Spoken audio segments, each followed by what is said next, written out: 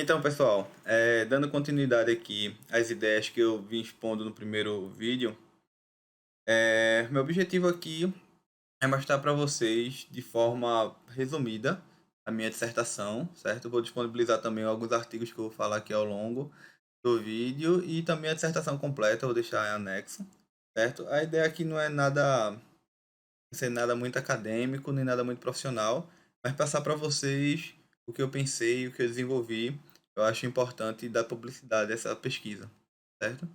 E para a gente sair batendo papo também. Bom, uma coisa que vocês vão perceber ao longo da apresentação é que é muito difícil para mim juntar todas as ideias de uma forma que faça sentido de ensinar, né? De forma didática. Não é muito o que eu estou acostumado a fazer. Mas então eu vou tentar aqui a abordagem que a gente está acostumado, que é contar uma historinha. Eu vou contar a vocês a história dessa dissertação ao mesmo tempo que eu vou estar contando essa dissertação, certo? Então vamos lá. Epistemografia interativa com prática em ambientes digitais, um experimento do repositório filatérico brasileiro.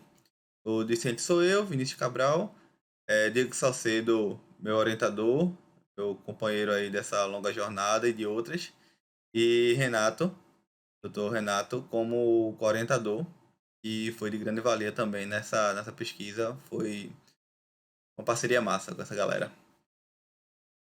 Recebi diversas críticas ao longo do desenvolvimento, certo? A maior parte delas construtivas, claro. Algumas eu tive que repensar, procurar novas coisas.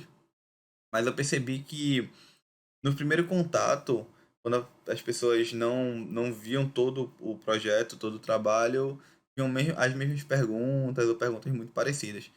Então, a primeira coisa que eu vou dizer aqui para vocês é o que essa pesquisa não é, sobre o que ela não é, né? Ela não é uma pesquisa estritamente tecnológica. Ela usa tecnologia, mas a tecnologia é meio para mim. Então, a gente vai usar muitas ferramentas, muitas tecnologias, mas nós não pensamos nessa pesquisa para aprofundar conhecimento nessas tecnologias, mas sim para desenvolver conhecimentos e conceitos que estavam na nossa cabeça. E a gente vai falar, certo?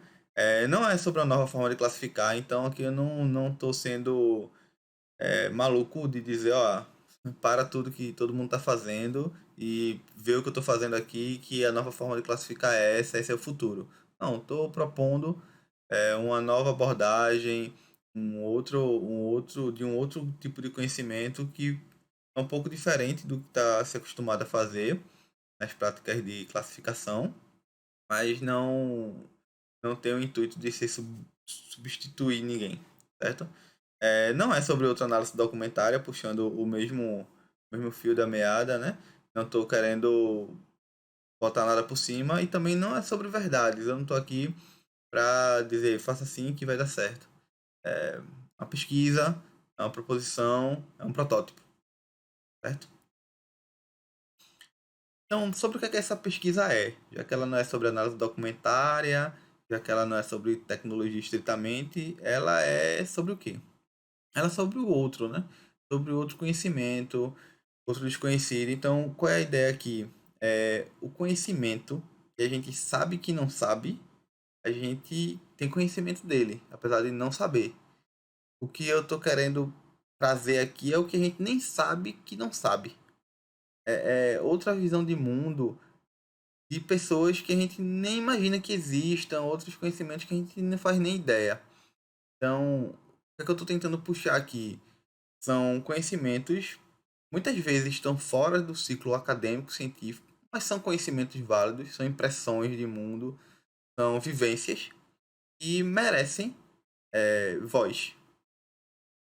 A gente vai ver ao longo da apresentação que isso tem muito a ver com o que o Garcia Gutierrez defende, principalmente nos cientificamente desclassificados, dar voz a conceitos que estão em lugares que ele chama de favela de conhecimento, certo? Então essa pesquisa é sobre isso, é sobre como dar voz, certo?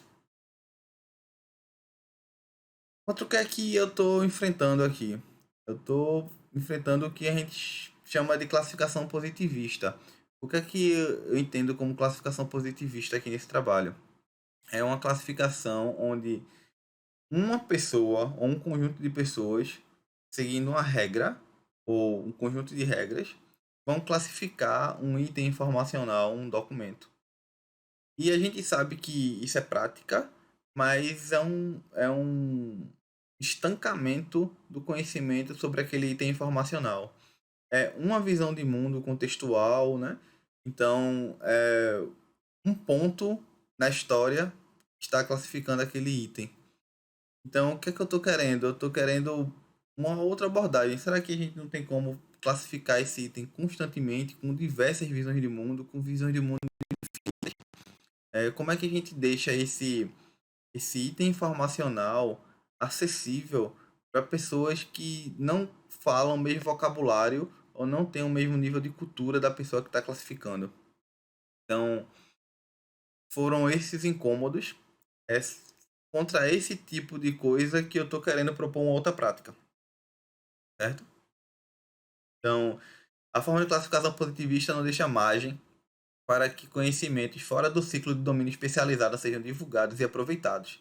Dessa forma, é preciso pensar práticas integrativas que deem a oportunidade igual para que diferentes visões de mundo possam ser utilizadas para representar itens em ambientes digitais, uma classificação aberta e constantemente mutável, potencializando a serendipidade. Serendipidade é um conceito que a gente vai ver mais na frente, mas retomando, a ideia é essa, é fazer com que diferentes conhecimentos, diferentes visões de mundo possam ao mesmo tempo e constantemente estar classificando aquele item informacional, aquele documento. É, já puxando um pouco, né, análise documentária tradicional, o que é que eu entendo como análise documentária tradicional? É essa, quando uma visão de mundo entenda-se pode ser uma pessoa, um conjunto de pessoas, um conjunto de regras, que representam, classificam aquele item informacional, aquele documento. É, eles tomam decisões como o que é representativo nesse documento, o que é que não é representativo, essas escolhas são escolhas que deixam de lado outros conhecimentos. Quando a gente escolhe entre uma abordagem e outra, a gente está deixando a outra de fora. Então, eu estou tentando pensar aqui em coisas que englobem todas essas abordagens, certo? Utilizam padrão de metadados e tudo mais. Para vocês entenderem o que estava na minha cabeça nessa época que eu estava brigando com o que eu chamo de análise documentária tradicional, a gente estava tentando representar, achar metadados para selos postais. Selos postais porque Salcedo, meu orientador, ele trabalha muito com itens filatélicos, ele é referência nessa área. E a gente estava buscando um conjunto de metadados onde esses itens pudessem ser representados. Só que toda vez que a gente pensava num perfil de usuário diferente, a gente tinha que mudar esses metadados. Um metadados para o colecionador, outro para o estudante, outro para o professor, outro para o curioso. Então, assim, a gente viu que, cara, como é que a gente não, toda vez que a gente pensa no perfil de usuário, a gente pensa no conjunto estanque de metadados para aquele item. Quantas facetas desse item tem? A gente não pode pegar todas essas facetas numa classificação só. Como é que a gente faz isso? E a gente não tinha essa resposta. Então foi o que a gente foi procurar quando a gente fez o projeto de pesquisa e originou todo esse trabalho.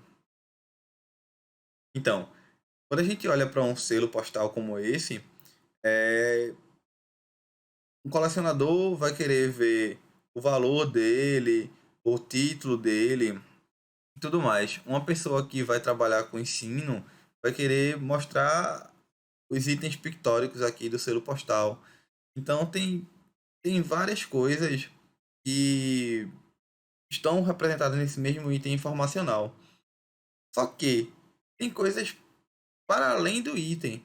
Por exemplo, quando você olha um item desse que fala da abolição da escravatura, eu tenho conhecimento da escravidão no Brasil através de livros, de estudos de história. Mas existem pessoas ainda vivas que tiveram avós, pais, que foram escravos. que tem um conhecimento totalmente, uma visão de mundo totalmente diferente da minha. Tem outras histórias e essas pessoas nem sempre estão imputadas, possibilitadas de descrever um item informacional desse. Então, uma pessoa que tem um conhecimento sobre escravatura, que chegou muito perto de vivenciar isso, que tem aquilo muito forte na família, pode representar esse item de uma forma diferente da minha. Então, como é que a gente faz para esse item ser representado ao mesmo tempo por mim e por essa pessoa que tem esse outro conhecimento?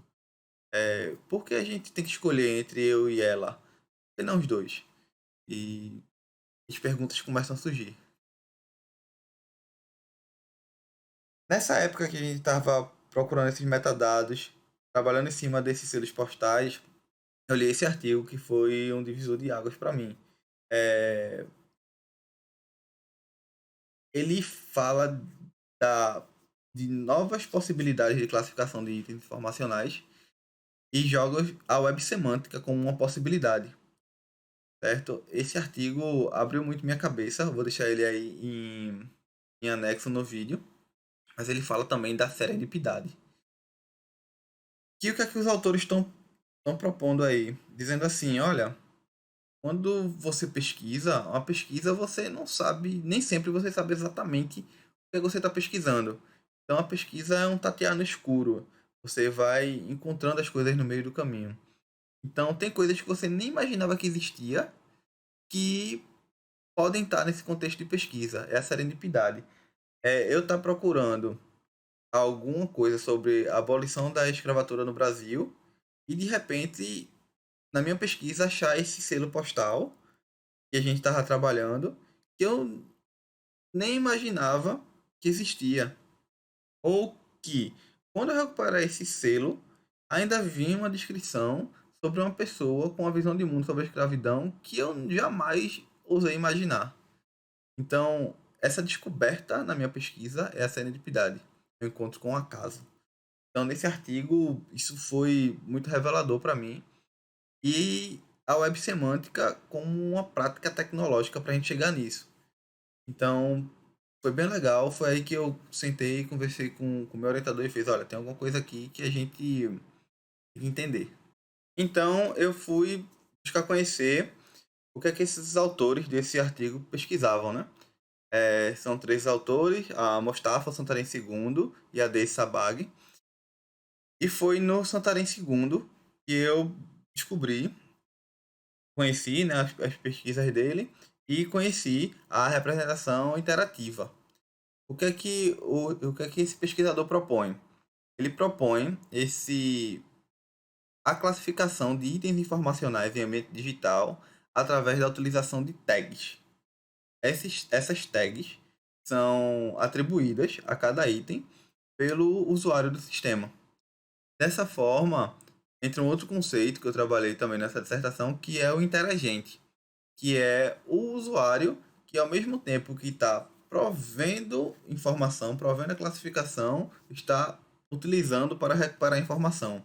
Então, ao mesmo tempo que ele está usando tags para classificar aquele item informacional, aquelas tags vão servir para a pesquisa dele, futura e de outros, certo? E como uma prática da representação interativa, o Santarém II propõe a folksonomia assistida, que é a utilização de tags, só que a utilização não indiscriminada, mas ter uma assistividade para aquelas tags mais utilizadas. Enfim, as estratégias podem variar de acordo com a necessidade do sistema. Então, o sistema seria aberto e colaborativo, a participação do usuário utilizando tags. E aí eu pensei, ó, existe pesquisa em andamento, pesquisa feita usando práticas de, de uma nova classificação, de novas formas de classificação. Só que eu fiquei pensando, será que só com tags eu consigo trazer o conhecimento do outro para dentro da minha recuperação, para dentro da minha classificação? E foi aí que eu me separei um pouco dessa pesquisa do Santarém II e fui procurar outras práticas. E foi aí que eu li esse artigo, Cientificamente Favelado, do Garcia Gutierrez. E eu já vinha flertando com algumas coisas do Garcia Gutierrez que eu tinha visto para entrar no PPGCI. E quando eu li esse artigo, eu fiz, não, tem uma coisa aqui. E aí eu fui conhecer o pensamento, de fato, do Garcia Gutierrez, o que uniu toda aquela minha inquietação até o momento. O que é que eu descobri no pensamento do Garcia Gutierrez foi a epistemografia interativa. O que é que a epistemografia interativa é? Eu entendo como um conjunto de práticas. Esse conjunto de práticas, uma delas é a desclassificação, que propõe um sistema de classificação sempre aberto. O que a desclassificação é? Ela é uma extinção de classificação, é botar nada no lugar da classificação? Não. Ela é uma classificação permanente, onde o interagente do sistema, nesse caso, vai estar o tempo todo ressignificando aquele item informacional. Então é um ciclo de classificação. Aquele item vai estar sempre sendo desclassificado e reclassificado. Porém, não é numa substituição de classificação, mas sim numa união de classificações. Quando eu classifico aquele item informacional de uma forma e você vem e classifica de sua forma, há uma união de classificação ao invés de uma substituição. Então é isso que a desclassificação propõe no meu entendimento. E ela é uma das práticas da epistemografia interativa, certo? Ela, enfim, para conhecer mais a fundo, eu vou deixar alguns textos também, mas a epistemografia interativa, o que o Garcia Gutierrez propõe, é uma briga com a epistemologia tradicional, certo? O pensamento positivista. Então, a desclassificação ela busca um sistema de classificação aberto, usuário como interagente, assim como o uso de tags, só que propondo outras práticas. A autonarração também é uma prática da epistemografia interativa dentro da desclassificação, e aí foi onde eu consegui pensar em outra forma, além de tags. Eu pensei a autonarração do usuário, o interagente do sistema, vai lá e autonarra seu conhecimento sobre aquele item informacional. Aquela autonarração em linguagem natural é que vai ser tratada para classificar e desclassificar aquele item informacional. Quando você une diversas visões de mundo na mesma, na mesma classificação de um item informacional, existe a contradição. Tem coisas que eu vejo de uma forma e você vê de outra. E essa classificação para o pensamento, essa contradição para o pensamento do Garcia Gutierrez é bom. São diferentes visões de mundo que fazem uma desclassificação, a epistemografia interativa funcionar. A contradição, o pluralismo lógico, faz parte dessa mecânica. Dessa forma, com a autonarração, um interagente, qualquer pessoa, podendo ir no sistema, autonarrar seu conhecimento sobre aquele item informacional, a gente está realizando o que o Garcia Gutierrez chama de descolonização do conhecimento. A descolonização do conhecimento não é só a pessoa responsável ou cientificamente imputada para classificar aquele item informacional que pode fazer tal tarefa. Outras pessoas com outros conhecimentos, outras visões de mundo também podem agregar aquela tarefa. Então, a epistemografia interativa, ela é uma prática cíclica, está o tempo todo viva e o tempo todo mudando a partir da incorporação de conhecimentos outros, de outras visões de mundo. E aí eu botei um trechinho, né, do Garcia Gutierrez. Para conhecer o mundo, precisamos, sem dúvida, de duas ferramentas, das categorias e de uma classificação que as organize. Ou seja, a gente não nega as classificações. Mas, para acompanhar mais amavelmente a complexidade do mundo, tal classificação teria de ser evolutiva e plural. Necessitamos, então, justamente do seu contrário, da desclassificação, uma ferramenta central da epistemografia. Em sua função consiste em instalar o pluralismo lógico no coração mesmo da classificação. Então é isso que eu venho tentando mostrar durante a pesquisa e o que o Garcia Gutierrez vem trabalhando durante anos é o conceito de desclassificação não como uma substituição da classificação que a gente conhece, mas de uma mutação dessa classificação. E aí entra o outro conceito da serendipidade, que a gente viu lá com o artigo da Mustafa de Santarém II, que é um encontro com o acaso, é um encontro com as coisas que você não estavam necessariamente no seu escopo de pesquisa, mas você encontra naquela pesquisa. Por que a gente chegou na serendipidade aqui? Com práticas de epistemografia interativa, com a desclassificação, com outras visões de mundo, classificando aquele item informacional, quando eu pesquiso, quando eu tento recuperar aquele item, ele me vem através de classificações de outras visões de mundo. Então, eu acabo encontrando aquele item ou encontrando outros itens que eu não sabia que existia através de conhecimentos que eu nem imaginava que existia. Então, essa é a serendipidade, é o que eu entendo de serendipidade, é o que eu busquei de serendipidade. E como eu busquei unir esses dois conceitos, a epistemografia interativa e a serendipidade, certo? Vocês vão ver em outros vídeos como eu tentei fazer isso. Então, o que é que a gente tem até aqui? O que é que estava na minha cabeça até aqui? Como permitir prática de epistemografia interativa em meio digital? Tá, muito legal a questão da epistemografia interativa, de desclassificação, conceito, tem tudo a ver com o que eu estava buscando, mas como é que eu faço isso ser real? Como é que isso funciona na prática? Num software, num ambiente digital, como é que isso funciona? Não sei. Aquele artigo da Mustafa de Santarém dá a dica da web semântica. Mas como? Como é que isso é possível? Outra pergunta é: como é possível prover um ambiente onde o item informacional possa ser desclassificado pelo usuário do sistema, transformando-se assim no interagente? Como é que eu dou a possibilidade do usuário autonarrar e daquela autonarração eu pegar conhecimento suficiente para reclassificar, ressignificar aquele item informacional? Como é que isso é possível? Quais ferramentas eu tenho para isso? Não sabia também.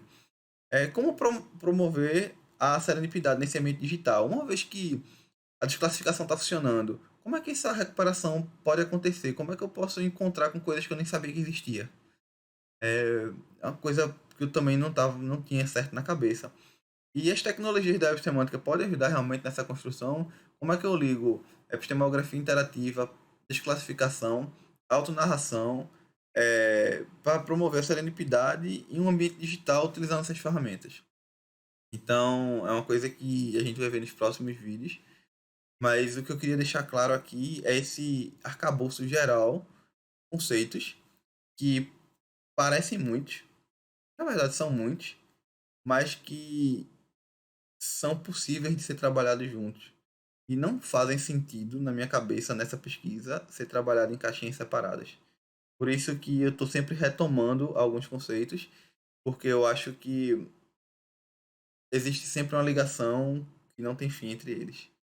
E outras coisas a mais que não deu tempo para pesquisar, certo? Então, nesse vídeo é isso. Acho que ficou um pouco mais longo do que eu imaginava.